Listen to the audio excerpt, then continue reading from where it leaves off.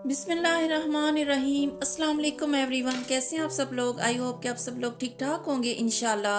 This is me Zeesha Zeeshan. Welcome to my channel Zeesha home diaries. आज मैं आप लोगों के साथ इमली आलू बुखारे की होममेड चटनी की रेसिपी शेयर कर रही हूँ। बनाने में बहुत इजी और टेस्ट में बहुत डिलीशियस बनती है ये चटनी। अगर एक बार आप लोगों ने मेरी ये रेसिपी ट्राई कर ली तो इंशाल्लाह मार्केट वाली चटनी आप भूल जाएंगे, इतनी टेस्टी बनती है ये चटनी। चलें रेसिपी स्टार्ट करते हैं। होममेड आलू बुखारे और इमली की चटनी। आज मैं आप लोगों से शेयर कर रही हूँ इमली और आलू बुखारे की चटनी की रेसिपी। ये बहुत ही टेस्टी रेसिपी बनती है और इमली आलू बुखारे की ऐसी चटनी है कि ये बहुत सारी चीजों के साथ जो है ना, स्नैक्स के साथ, पकोड़ा, समोसा, चाट, दही भल्ले, हर किसी चीज के साथ ये बहुत टेस्टी लगती है। चलिए रेसिपी स्टार्ट करते हैं। आप लोग इसे काफी ज्यादा क्वांटिटी में बनाकर रमजान शरीफ के पूरे मंथ के लिए स्टोर कर सकते हैं। मैंने यहाँ पे ली है हाफ केजी मेरे पास इमली है। ये फ्रेश वाली साफ सुथरी इमली लेनी है, बहुत टाइम पुरानी पड़ी हुई जो ड्राई सी होती है वो नहीं लेनी। ये देखिए कितनी सॉफ्ट वाली फ्रेश वाली इमली, मैंने हाफ केजी इमली ली है। नेक्स्ट है मेरे पास आलू बुखारा, ड्राई आलू बुखारा लिया है। प्लम जो लेना है ये हाफ क्वांटिटी में लेना है। आधा किलो अगर है इमली तो 1 पाव मैंने आलू बुखारा लिया है ड्राई वाला। इसे ओवरनाइट में सोक करके रखूंगी। इनमें पानी ऐड करूंगी, इतना पानी ऐड करेंगे जिसमें ये दोनों चीजें डिप हो जाएं अच्छे से।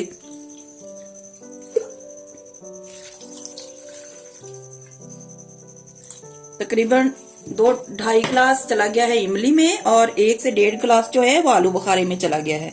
अच्छे से ये दोनों चीजें डिप हो चुकी हैं। ओवरनाइट मैंने इसे अब सोक कर दिया है, भिगो के रख दूंगी। मॉर्निंग तक इंशाल्लाह बहुत अच्छे से ये सॉफ्ट हो जाएंगी दोनों चीजें और इनका जो है पल्प हमें अच्छे से हासिल हो जाएगा। अब मैं इसके ऊपर किंग रैप लगा दूंगी इससे ऐसे दोनों। यहाँ पे मैंने इमली को और आलू बुखारे को ओवरनाइट सोक कर दिया था, भिगो के रख दिया था। अच्छे से जो है ये देखें आलू बुखारे फूल चुके हैं और बहुत सॉफ्ट हो चुके हैं। इसी तरह से ये जो है इमली ये भी बहुत अच्छे से सॉफ्ट हो चुकी है। ये देखें सीड्स इसके सेपरेट हो चुके हैं, हो रहे हैं। अब मैं क्या करूंगी कि हाथ से अच्छे से इसको मसलूंगी। ऐसे अच्छे से मसल लेंगे ताकि हम इसके जो बीज हैं, सीड्स वगैरह, वो अलहदा से निकाल सकें। ऐसे दोनों चीजों को मैं ऐसे मसल लेंगे। साफ धुले हुए हाथों से आपने करना है या फिर ग्लव्स पहन ले। इस तरह मैं कर लूं। यहाँ पे मेरे 3-4 मिनट लग गए हैं और मैंने इमली और आलू बुखारे को दोनों को अच्छी तरह से मसल लिया है। मैंने यहाँ पे एक बाउल लिया है और अब स्टेनर की हेल्प से इन दोनों चीजों को हम छान लेंगे। इनके सीड्स वगैरह और अगर छिलके वगैरह हैं तो वो अच्छी तरह से निकाल लेने हैं। हमें फाइन सा जो है ना पल्प चाहिए। इस तरह से स्टेनर में डाल के अच्छी तरह से इसका पल्प निकाल लूंगी मैं। थोड़ा टाइम लगेगा। बिल्कुल इसमें सीड्स और जो हैं पील्स, छिलके वगैरह वो नहीं जाने चाहिए। फाइन सा पेस्ट हमें चाहिए। जस्ट इस तरह से मैं कर लूं।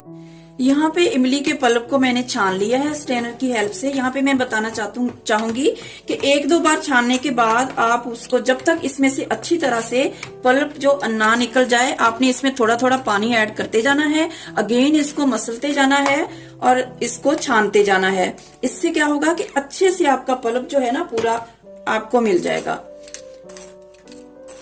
काफी लोगों को पता होगा जो बनाते होंगे कि इमली का पल्प किस तरह से निकालते हैं, बट मैं उन लोगों के लिए ये छोटी छोटी टिप्स जो हैं डिटेल के साथ बताती हूँ कि कुछ लोग ऐसे होते हैं जो फर्स्ट टाइम रेसिपी ट्राई करते हैं घर में। इमली की चटनी या फिर कोई भी रेसिपी है वो फर्स्ट टाइम ट्राई कर रहे होते हैं, तो उनके लिए मैं डिटेल से मेंशन कर देती हूँ कि उनको किसी किस्म की मतलब कि कोई प्रॉब्लम ना हो जब वो रेसिपी ट्राई करें। तो अब देखिए मैंने 2-3 बार 1-1 गिलास पानी डाल के अच्छे से अब इसका पल्प जो है निकल चुका है और जस्ट सीड्स और इसके जो है ना छिलके वो रह गए हैं। अब इसे मैं वेस्ट कर दूंगी और हमारे पास जो है इमली का प्योर खालस जो है फाइन सा पल्प हमें हासिल हो चुका है। अब इस इमली के पल्प को जो हमने निकाला है छान के, वो मैं एक कढ़ाई में ऐड कर दूंगी और इसी तरह मैं आलू बुखारे का पल्प भी निकाल लूंगी। उसके बाद हम रेसिपी स्टार्ट करते हैं।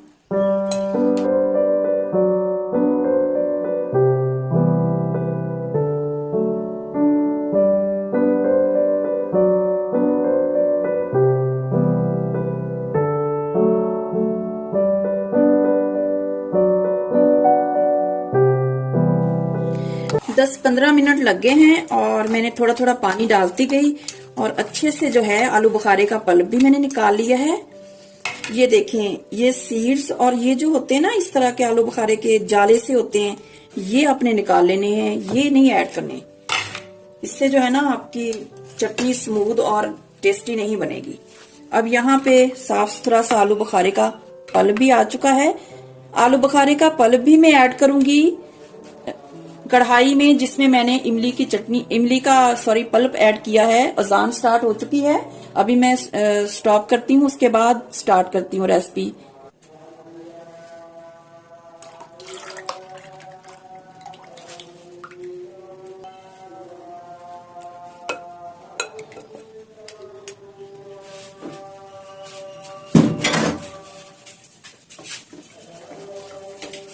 इमली का और आलू बुखारे का पल्प ऐड कर दिया था मैंने कढ़ाई में। उसके बाद फ्लेम को ऑन किया और अब देखें बबल्स बनना स्टार्ट हो गए हैं, पक रहा है पल्प।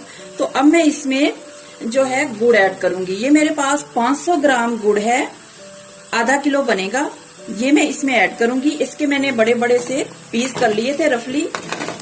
आप इसमें चीनी भी ऐड कर सकते हैं, बट मैं गुड़ ही ऐड करती हूँ क्योंकि नेचुरल है गुड़, तो इसका ना टेस्ट ज्यादा अच्छा आता है आलू बुखारे और इमली की चटनी में। अगर गुड़ ऐड करें तो आप चीनी भी ऐड कर सकते हैं, मगर गुड़ से ये ज्यादा टेस्टी बनती है। आधा किलो इमली थी, उसका पल्प मैंने लिया। 1 पाव आलू बुखारे का पल्प लिया और आधा किलो ही इसमें जो है 500 ग्राम गुड़ जाएगा। गुड़ आपने कम नहीं डालना क्योंकि बहुत खटास होती है इमली और आलू बुखारे में, तो इसकी खटास को बैलेंस करने के लिए हम ये गुड़ ऐड कर रहे हैं। इससे खट्टा मीठा सा बहुत ही टेस्टी सा जो है ना जबरदस्त फ्लेवर बनेगा हमारी इमली की चटनी का। खट्टी मीठी चटनी बना रहे हैं तो इसमें जो है मीठा जाएगा। अब हम गुड़ डाल के इसको मेल्ट होने का वेट करेंगे। मीडियम फ्लेम रखी हुई है मैंने, बहुत हाई नहीं करना, मीडियम फ्लेम पे मैं इसको पका रही हूँ।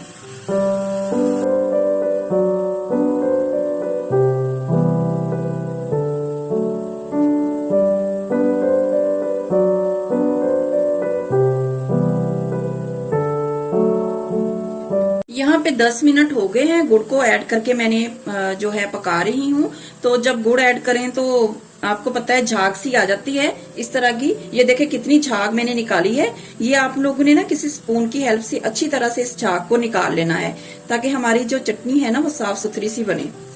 अब 10 मिनट हो गए हैं गुड़ को इसके अंदर पकते हुए। तो अब मैं कुछ और इंग्रेडिएंट्स ऐड करूंगी इसमें मैं डाल रही हूँ 1/2 टीस्पून अदरक पाउडर, जिंजर पाउडर, सूंठ भी इसको बोलते हैं। अदरक का ड्राई पाउडर होता है। 1/2 टीस्पून आपने ऐड करना है, बहुत ज्यादा ऐड नहीं करना। अगर आपके पास अदरक का पाउडर जो है, जिंजर पाउडर अवेलेबल नहीं है, तो आप इसमें जिंजर का 1 इंच का अदरक का टुकड़ा लें, वो ऐड कर दें और उसको अच्छी तरह से कुक होने दें। एंड में जब आपकी रेसिपी कंप्लीट हो जाए तो वो जिंजर का पीस आपने निकाल लेना है। इसी के अंदर आपने मैश नहीं करना, ठीक है, क्योंकि हमें जो जिंजर का फ्लेवर चाहिए होगा वो इसके अंदर आ जाएगा अदरक के पीस को पकने से। तो हमें वो वाला जो रेशेदार जिंजर का पीस है ना वो नहीं चाहिए, जस्ट उसका फ्लेवर चाहिए। अगर आपके पास पाउडर अवेलेबल नहीं है तो आप 1 इंच का अदरक का टुकड़ा डाल के कुक कर ले और एंड में उसको निकाल लें। 1/2 टीस्पून मैंने जिंजर पाउडर ऐड कर दिया। 1/2 टीस्पून मैं इसमें नमक ऐड कर रही हूँ। ये पिंक सॉल्ट है, रॉक सॉल्ट। आप लोग जो काला नमक होता है वो भी ऐड कर सकते हैं और जो रेगुलर नॉर्मल व्हाइट सॉल्ट होता है आप वो भी ऐड कर सकते हैं। 1/2 टीस्पून मैंने इसमें सॉल्ट ऐड कर दिया। सॉल्ट ज्यादा ऐड नहीं करना, जस्ट 1/2 टीस्पून ऐड करेंगे। नमक जो मैंने ऐड किया है वो इसमें जो हमारी खटास और मीठा हमने डाला है ना गुड़, उसको बैलेंस करेगा और उसके अलावा प्रिजर्वेटिव का भी काम करेगा। हमारी जो चटनी है उसकी शेल्फ लाइफ को भी बढ़ाएगा। नेक्स्ट इंग्रेडिएंट है, ये मैंने 1/2 teaspoon red chilli powder add किया है। 1/2 टीस्पून रेड चिली पाउडर जाएगा इसमें। 1 टीस्पून मैं इसमें रेड चिली फ्लेक्स ऐड कर रही हूँ, कुटी हुई लाल मिर्च। ये अपने लाजमी ऐड करनी है। खट्टी मीठी और स्पाइसी सा फ्लेवर आएगा मिक्स, तो बहुत ही टेस्टी लगेगा। 1 टीस्पून कुटी हुई लाल मिर्च ऐड करेंगे। 1 टीस्पून ऐड करूंगी मैं इसमें कुटा और भुना हुआ सफेद जीरा। थोड़ा सा ड्राई रोस्ट कर लिया था मैंने क्यूमन को। उसके बाद मोटा मोटा दरदरा सा मैंने इसको पीस लिया था। 1 टीस्पून जाएगा जीरा। इसके बाद मैं सब चीजों को मिक्स करूंगी, और चीजें भी जाएंगी, अभी नहीं जाएंगी, वो थोड़ी देर बाद मैं ऐड करूंगी और आप लोगों को बताऊंगी। बहुत ही टेस्टी बनती है अल्हम्दुलिल्लाह ये चटनी। आप लोग अगर ज्यादा बनाना चाहते हैं, मैं तो रमजान मुबारक के लिए बना रही हूँ, तो अगर आप लोग ज्यादा बना रहे हैं, ज्यादा बनाना चाहते हैं तो इंग्रेडिएंट्स की क्वांटिटी को डबल कर लें, और अगर आप कम बनाना चाहते हैं तो इंग्रेडिएंट जो मैंने बताए हैं उसकी क्वांटिटी हाफ कर लें। सेम इंग्रेडिएंट्स जो है आपने सेम रेसिपी फॉलो करनी है। इसके बाद आप इंशाल्लाह खुद मुझे फीडबैक देंगे। ये बहुत ही जो है टेस्टी बनती है ये होममेड इमली और आलू बुखारे की चटनी। अब मैंने स्पाइसेस ऐड कर दिए हैं, तो इसके बाद 10 मिनट मैंने इसे और कुक करूंगी। 10 मिनट मैंने गुड़ डाल के इसको पकाया है, और 10 मिनट में इससे अब स्पाइसेस ऐड करने के बाद, दूसरे इंग्रेडिएंट्स ऐड करने के बाद और कुक करूंगी। फ्लेम को बहुत हाई नहीं करना, फ्लेम मीडियम टू लो है। खुद ही कुक होके ना एक इसकी थिक सी कंसिस्टेंसी बन जाएगी, तो उस टाइम ये फाइनल होगी। मैं इसमें कोई कॉर्नफ्लोर वगैरह ऐड नहीं करूंगी, मुझे नहीं पसंद। इसकी अपनी कंसिस्टेंसी जो है वो जबरदस्ती बन जाएगी कुक होने के बाद। अच्छी तरह से कुक करेंगे इसे, 10-15 मिनट भी और लग सकते हैं। 10 मिनट मैंने और कुक किया, टोटल 20 मिनट हो चुके हैं। और ये देखें अच्छे से जो है ना हमारी चटनी गाढ़ी हो चुकी है। ये देखें, अगर मैं आप लोगों को चेक करवाऊं,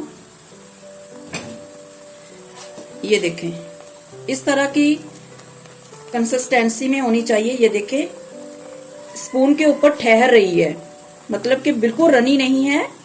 ये देखें इसके ऊपर ठहर रही है। ये देखें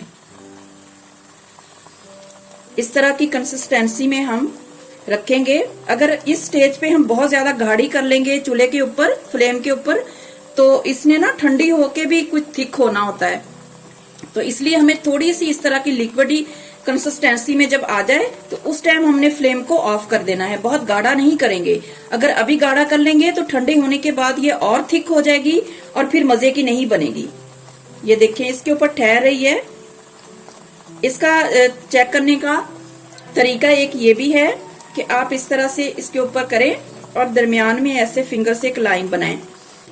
अगर वो लाइन अगेन ऐसे मिल जाए तो अभी इसमें कुक होने की गुंजाइश है। ये देखें ये अपनी जगह पे स्पून पे ठहर गई है और लाइन में को इसने बिल्कुल भी मतलब कि आपस में नहीं मिलाया। तो यहाँ पे जो इसकी कंसिस्टेंसी है हमें पता चल गया है कि परफेक्ट आ चुकी है। अब हम फ्लेम को ऑफ करने से पहले यहाँ पे मेरे पास है हाफ टी स्पून से भी थोड़ा सा कम जो है मैंने लेमन जूस लिया है, ये ऐड करूंगी। इससे क्या होगा कि लेमन जूस ऐड करने से इसमें इसकी जो शेल्फ लाइफ है ना थोड़ी बढ़ जाएगी और ज्यादा हो जाएगी। वैसे मैंने इसमें एज ए प्रिजर्वेटिव जो है सॉल्ट भी ऐड किया है, बट इसमें अगर थोड़ा सा लेमन जूस ऐड कर देंगे तो ये 2, 2.5, 3 माह तक भी खराब नहीं होगी। अब मैंने फ्लेम को ऑफ कर दिया है। अगर आपके पास सिट्रिक एसिड अवेलेबल है तो उसकी 1-2 पिंच जो है 1-2 चुटकी ऐड कर लें। अगर सिट्रिक एसिड नहीं है तो फिर आप इस तरह जैसे मैंने लेमन जूस ऐड किया है, एंड में थोड़ा सा करना है 4-5 ड्रॉप, जस्ट इस बहुत ज्यादा ऐड नहीं करना। लेमन जूस में काफी सिट्रिक एसिड होता है तो इसलिए मैंने ये ऐड कर लिया, क्योंकि मेरे पास इस टाइम अवेलेबल नहीं था। तो आप लोग सिट्रिक एसिड अवेलेबल है तो 1-2 चुटकी उसकी ऐड कर लें। अब मैंने फ्लेम को ऑफ कर दिया है। यहाँ पे फ्लेम ऑफ करने के बाद आप इसमें जो है जो 4 मग्स होते हैं वो भी ऐड कर सकते हैं, बट मुझे पसंद नहीं है तो मैं इसमें आलमंड ऐड करती हूँ। मैं आपको बताती हूँ कि आपने इसमें बादाम कैसे ऐड करने हैं। यहाँ पे मैंने एक फ्राई पैन लिया है, इसमें मैं 1 टीस्पून जितना घी डाल रही हूँ। ये देसी घी मैंने यूज किया है, आप लोगों के पास जो अवेलेबल है कुकिंग ऑयल भी ऐड कर सकते हैं। जब घी थोड़ा सा गर्म हो जाएगा तो इसमें मैंने 15 से 20 बादाम लिए थे, उसको गर्म पानी में आधे घंटे के लिए भिगो के रख दिया था। उसके बाद उसका छिलका मैंने छिलका उतार दिया और उसके बाद इसके 2-2 पीस कर लिए इस तरह ना, इस तरह।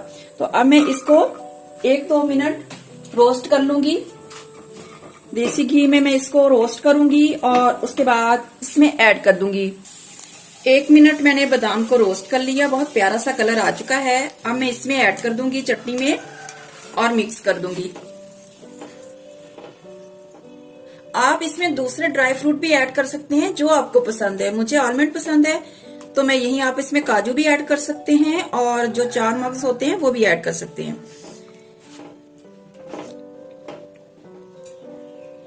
फाइनल लुक लाजमी देखिएगा। यहाँ पे मेरी चटनी कंप्लीट हो चुकी है। अब मैं इसे बिल्कुल ठंडा होने दूंगी अच्छी तरह से। जब ये ठंडी हो जाएगी तो उसके बाद मैं बताऊंगी आप लोगों को कि इसे सेव कैसे करना है।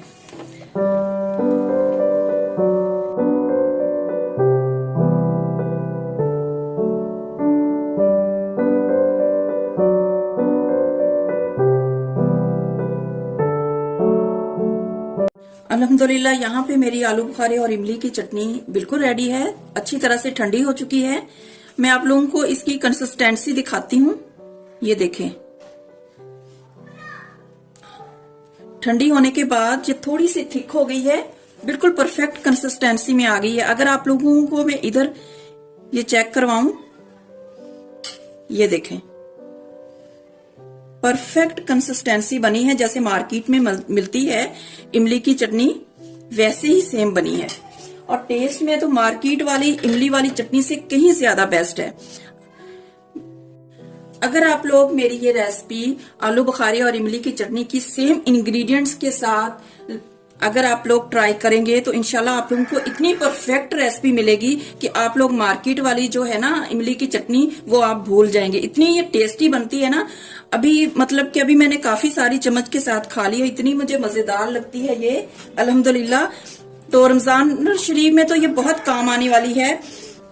बारबेक्यू के साथ दही भल्ले, चना चाट, पकौड़ियां, समोसियां, रोल, मतलब कि हर चीज के साथ ये बहुत ही मजेदार लगती है। आप लोग बना लें काफी क्वांटिटी में, आपका जो रमजान शरीफ का महीना है आराम से गुजर जाएगा, बहुत इंजॉय करेंगे आप इंशाल्लाह। अब मैं आप लोगों को बताती हूँ कि इसको सेव कैसे करना है। इस तरह का एक कंटेनर जो है वो ले लें आप। ग्लास के भी ले सकते हैं, क्राइलक या प्लास्टिक के भी ले सकते हैं।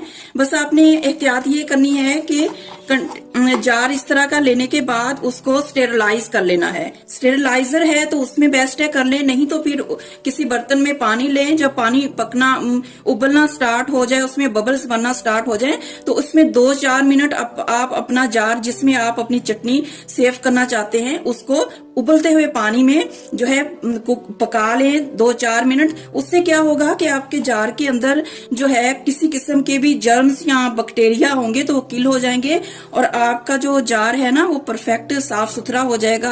किसी किस्म के उसमें बैक्टीरिया और जर्म्स नहीं होंगे और उससे आपकी जो चटनी है या कोई भी चीज आप सेव कर रहे हैं, स्टोर कर रहे हैं तो उसकी शेल्फ लाइफ जो है काफी बढ़ जाती है। सफाई का बहुत ध्यान रखेंगे तो आपकी चटनी ये 2-2.5 माह बिल्कुल भी खराब नहीं होगी। इसके बाद जब भी आपने चटनी को निकालना है अपने जार से तो ड्राई चम्मच से ड्राई स्पून यूज कीजिएगा, पानी वाली कोई भी चीज यूज मत कीजिएगा।